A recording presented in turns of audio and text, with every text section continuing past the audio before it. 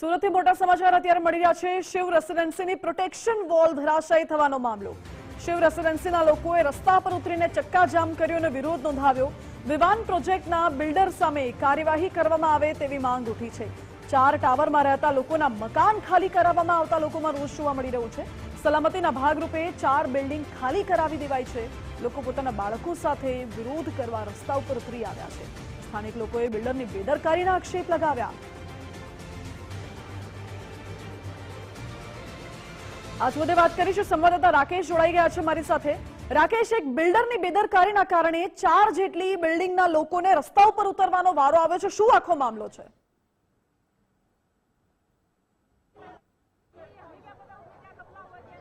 बिल्कुल सूरतना अल्थान भीमराज रोड पर राजलक्ष्मी ग्रुप द्वारा विवान प्रोजेक्ट मूकवामां आव्यो छे अने आ प्रोजेक्टना खोदकाम वेळाए जे बाजुमां आवेली शिव रेसिडेन्सीनी प्रोटेक्शन वॉल छे ते 3 दिवस अगाऊ धराशायी थई तूटी पड़ी हती अने त्यारबाद छे ते कॉर्पोरेशन तरफथी स्थळ तपास कराता जे 4 जेटली जे बिल्डिंग एटले के टावरो आवेला छे ते भयजनक स्थितिमां होवानो रिपोर्ट छे ते काढवामां आव्यो हतो ने तेना कारणे जे 4 जेटला टावरो छे ते खाली करावी देवामां आव्या छे अने लोकोए हवे रस्ता पर उतरवानो वारो आव्यो छे।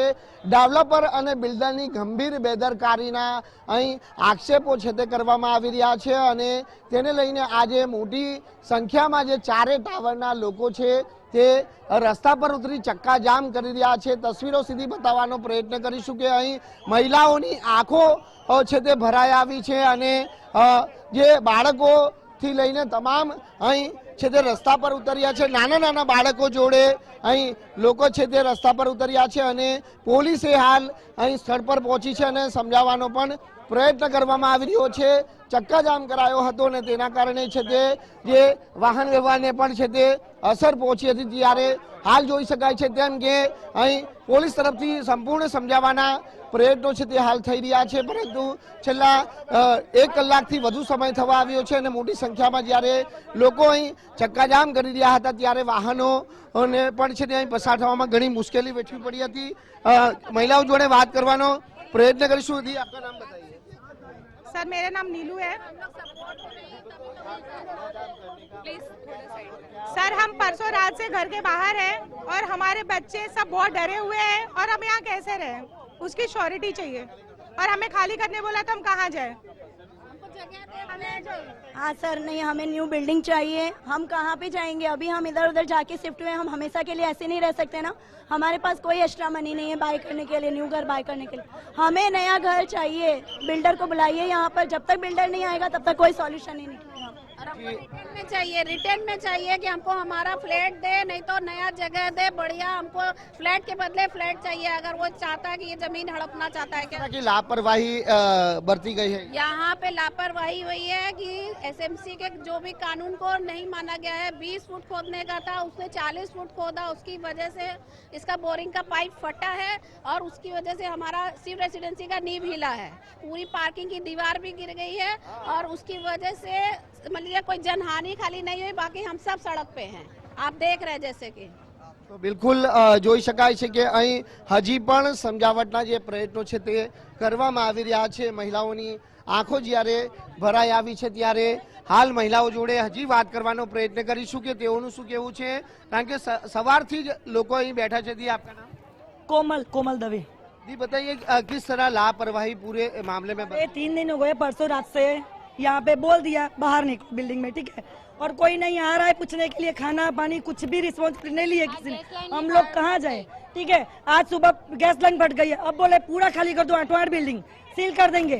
कहाँ जाएंगे हम? किसी को बोलना चाहिए कि हम कहाँ जाए, कुछ चाहिए कि कहाँ रहो, उसकी तो करनी चाहिए। नहीं, कोई रिस्पॉन्सिबिलिटी नहीं। धारासभ्य के कॉर्पोरेटर अपनी जो समस्या काम कैसे चालू किया भैया, ऐसा कि वो पूरी सोसाइटी, पूरी एक गांव जैसा होता है 400 घर, वो पूरा घर बाहर है।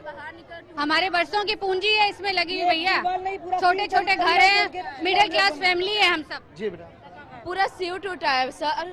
पूरा देखो ना, सबकी हालत देखो आप, हमारी भी हालत देखो। सुबह से खाना पीना, अभी गैस लाइन फट गया, अब हम खाना कहाँ खाएंगे? पूरा 3 दिन से हालत है हमारी, रात को नींद भी क्या ले ले। आप हालत देखो सबकी। બિલકુલ જનતાના પ્રતિનિધિ જનતાની સમસ્યા જાણવા સુધા નથી આવ્યા તેવા સીધા આક્ષેપ છે। 3 દિવસ સુધી જ્યારે સમસ્યાનો સામનો કરી રહેલા લોકોને જ્યારે આ પ્રકારની સમસ્યાનો સામનો કરવો પડી રહ્યો છે, ડેવલપર બિલ્ડરની ગંભીર બેદરકારીના કારણે જ્યારે લોકોએ રસ્તા પર આવવાનો વારો આવ્યો છે, ત્યારે શા માટે બિલ્ડર અને ડેવલપરને કોર્પોરેશન તરફથી છાવરવામાં આવી રહ્યા છે? શું માત્ર લાયસન્સ સસ્પેન્ડ કરી દેવાથી જે કામગીરી અને કાર્યવાહી પૂર્ણ થઈ જાય છે? ચોક્કસથી સવાલ અહીં ઉપસ્થિત થઈ રહ્યા છે કે જો 30 ફૂટ સુધી દિવાલ ખોદવાની હતી તો 40 ફૂટ સુધી દિવાલ શા માટે ખોદવામાં આવી અને લોકોને રસ્તા ઉપર શા માટે લાવવામાં આવ્યા? ફરી એ તસવીરો પ્રોજેક્ટની બતાવીશ કે શિવ રેસિડેન્સી છે અને તેની બાજુમાં જ આ વિવાન પ્રોજેક્ટ રાજલક્ષ્મી ગ્રુપ તરફથી હાલ મૂકવામાં આવ્યો છે અને આ પ્રોજેક્ટની ગંભીર બેદરકારીના કારણે આજે મહિલાઓએ પોતાના માસૂમ બાળકો હોય, ભૂલકાઓ હોય કે તેઓ જોડે અહીં રસ્તા પર ઉતરવાનો વારો આવ્યો છે। મહિલાઓની આંખો ભરાઈ આવી છે।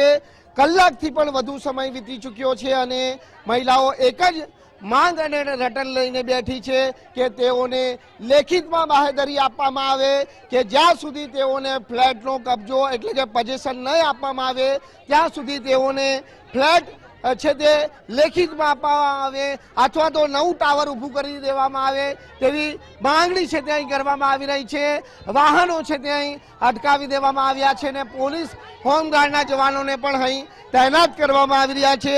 મહત્વની વાત એ છે કે આ સમગ્ર જે ઘટનાની અંદર ડેવલપર અને બિલ્ડર અને જે સુપરવાઇઝર જે સહિત આર્કિટેક્ટના માત્ર લાયસન્સ સસ્પેન્ડ કરવામાં આવ્યા છે, તો શું આ કાર્યવાહી સીમિત છે?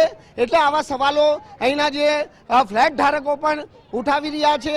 3 દિવસ સુધી જ્યારે આ સમસ્યાનો સામનો કરી રહ્યા છે ત્યારે શા માટે કોર્પોરેટર અથવા તો ધારાસભ્યએ લોકોની જે રજૂઆત અને સમસ્યા જાણવાનો પ્રયાસ કરવામાં આવ્યો નથી? જી રાકેશ, બિલકુલ આભાર આપનો।